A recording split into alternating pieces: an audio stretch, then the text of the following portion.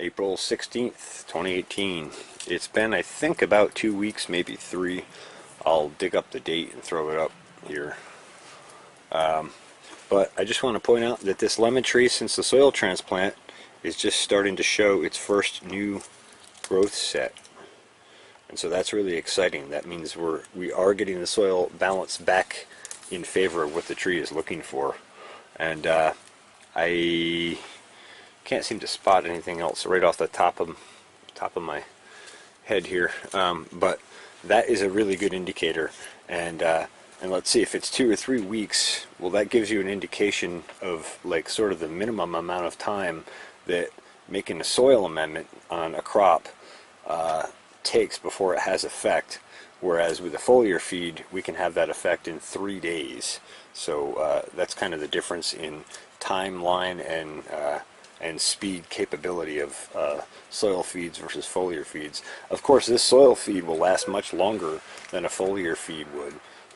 Like a foliar feed, I would want to be back in within 2 weeks and foliar feeding again and keeping that Brix level, that energy level of the plant up nice and high, because it'll come up with a foliar feed and then it'll go back not as low as before and up and back not as low as before. And so ideally it's nice to keep ramping that up.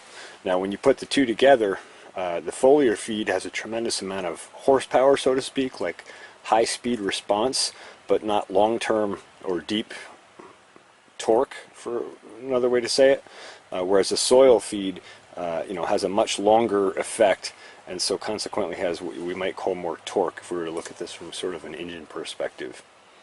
Anyway, just a brief assessment here, and I wanted to show an update on this, that these are taking off. And while we're at it, I'm going to take you over to the avocado here, because that had the soil amendment around the same time along with the pruning.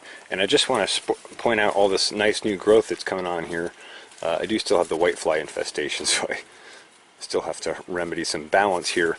But I just wanted you to see all this incredible new growth here all over this tree.